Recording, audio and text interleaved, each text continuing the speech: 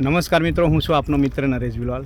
મિત્રો, આપણે યાર ઘણી વખત વિચારીએ છીએ કે યાર મારા જ જીવનમાં તકલીફો છે, મારા સાથે જ આવું કેમ થાય છે, હું જ દુઃખી છું, મને યાર ભગવાને મારા પાસેથી આ છીનવી લીધું, ભગવાને મને કશું જ ના આપ્યું। આ બધા પ્રશ્નો, આ બધા વિચારો દરેક લોકોના જીવનમાં લગભગ લોકો વિચારતા જ હોય છે કે યાર મારી સાથે કેમ આવું થયું, ભગવાન મને કંઈ નથી આપતો, ભગવાને મારી પાસેથી બધું જ છીનવી લીધું। પણ દોસ્તો, હું તમને એવું કહું છું કે યાર જે તમારા પાસે છે ને એ કોઈના પાસે નથી। સમજી લો એ કેમ કે યાર તમે એવું વિચારો કે યાર ભગવાને મારી પાસેથી છીનવી લીધું, ભગવાન મારી સાથે આવું કરે। આ બધા વિચારો જો તમે લાવતા હોય તો આ વિડીયો ચોક્કસથી પૂરો જોજો, તો તમને ખબર પડશે કે તમારી પાસે શું એક અનમોલ વસ્તુ છે।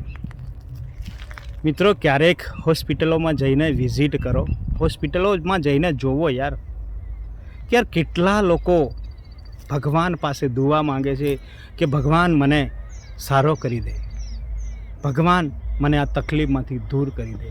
લાખો રૂપિયા પણ ખર્ચે છે હોસ્પિટલોમાં સારું થવા માટે। તો પછી આપણે કેમ એવું વિચારીએ કે મારી પાસે કશું જ નથી? મિત્રો, આપણી પાસે જે શ્વાસ છે ને, આપણી પાસે જે શરીર છે ને, આપણી પાસે જે જિંદગી છે ને એ અનમોલ છે। આ જિંદગી મળી છે ને તો આપણે બધું જ કરી દેવાની તાકાત આપણે જ બનાવવાની છે, આપણે જ રાખવાની છે સાથીઓ। આપણી પાસે બે હાથ પગ છે, આપણી પાસે બોલવા માટે, સાંભળવા માટે કાન, બોલવા માટે જીભ છે, તો પછી આપણે કેમ કંઈ અચીવ ના કરી શકીએ? દોસ્તો, ઘણા લોકો એવા છે જેના જીવનમાં ખૂબ તકલીફો છે યાર, જેને કોઈને હાથ પગ નથી, એ કઈ રીતે ચાલતો હશે? જેને બોલવા માટે જીભ નથી અથવા તો એ બોલી નથી શકતો, એ જીવન કઈ રીતે જીવતો હશે? ઘણા લોકોને તો આંખો નથી જોવા માટે, એ કઈ રીતે જીવતો હશે? એનું દુઃખ કેટલું મોટું હશે? ઘણા લોકોને ખાવા માટે હાથ નથી, એ પણ જિંદગી જીવવા માટે દુઆઓ કરે છે। તો દોસ્તો, દુઃખ હવે કોને? એ લોકોને દુઃખ છે કે આપણને દુઃખ છે? કંઈક વિચારીને તો જોવો। ભગવાને આપણને સારું સુરક્ષિત શરીર આપ્યું છે, હાથ પગ આપ્યા છે, દિમાગ આપ્યું છે, બધું જ આપ્યું છે। હવે મહેનત આપણે જ કરવાની છે સાથે। સૌથી ઇમ્પોર્ટન્ટ ને સૌથી કિંમતી વસ્તુ છે ને એ બધું જ આપણી પાસે છે મિત્રો। છતાં પણ કેમ તમે ભગવાન આગળ જઈને એવું કહો છો કે યાર મારી પાસે આ નથી, મારી પાસે તે નથી? બધી યાર આ ફરિયાદો ભગવાનને કેમ કરો છો? ભગવાનને ખરેખર હાથ જોડીને પ્રાર્થના કરવું જોઈએ કે યાર મારી પાસે જિંદગી છે, મારી પાસે શ્વાસ છે, મારું આ અનમોલ જીવન છે। મિત્રો, જિંદગી મળી એ એક નસીબની વાત છે, ભગવાને આપેલી અનમોલ ભેટ છે આપણને। આ બધું ધન દોલત, પૈસો, નામ શોહરત, આ બધું મેળવવું ને એ આપણા જ હાથની વાત છે। આપણે ધારીએ તો બધું જ કરી શકીએ છીએ, બધું જ આપણા હાથની વાત છે દોસ્તો। તો પછી કેમ ભગવાન પાસે જઈને આ બધી માનતાઓ, બાધાઓ, દુઆઓ કરવી? તમે કોઈક જગ્યાએ યાર એવી જગ્યાએ તો જઈને જોવો, કંઈક મંદિરોએ જઈને જોવો, ઘણા લોકો યાર હાથ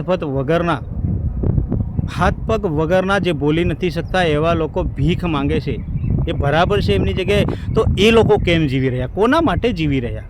ઘણા લોકો યાર ખરાબ વિચારે છે, એમના માટે આ વિડીયો છે કે યાર ભગવાને મને કશું જ નથી આપ્યું, મારે નથી જીવવું, જીવીને શું કરવું? આ બધા વિચારો નેગેટિવ લાવે છે ને, એવા લોકો સુધી આ મેસેજ આપણે પહોંચાડવા માંગીએ છીએ કે એ લોકો જીવવા માટે શું કરી રહ્યા છે। આપણે તો એવું નથી કરતા ને। ઘણા લોકો યાર દુઆઓ કરી રહ્યા છે, ઘણા લોકોની એટલી બધી બીમારીઓ લાગી ગઈ છે ને કે યાર દવાખાનામાં લાખો રૂપિયા ખર્ચ કરવા છતાં પણ એ સાજા નથી થતા, વર્ષો સુધી હોસ્પિટલોમાં છે। ઘણા લોકો કોમામાં જતા રહ્યા છે, એમના ઘરવાળા દુઃખી છે, એમનો પરિવાર, એમની ફેમિલી, દરેક લોકો એની સાથે જોડાયેલા દુઃખી છે। દરેક લોકો બાધાઓ, માનતાઓ, ભગવાનને પ્રાર્થના કરી રહ્યા છે એ એક વ્યક્તિને જીવડાવવા માટે। તો પછી આપણે આ એક જોરદાર શરીર મળ્યું છે ને યાર, તો આપણે બધું જ મેળવી શકીએ છીએ। તો પછી આપણે કેમ એવું વિચારીએ, આવું ખરાબ કેમ વિચારું સાથીઓ કે મારી પાસે કશું જ નથી, હું આ નથી કરી શકતો? આ નેગેટિવ વિચારો આપણે લાવવા કેમ? આ નાના વિચાર લાવવાવાળો વ્યક્તિ જીવનમાં ક્યારે પણ સફળ નથી થઈ શકતો મિત્રો।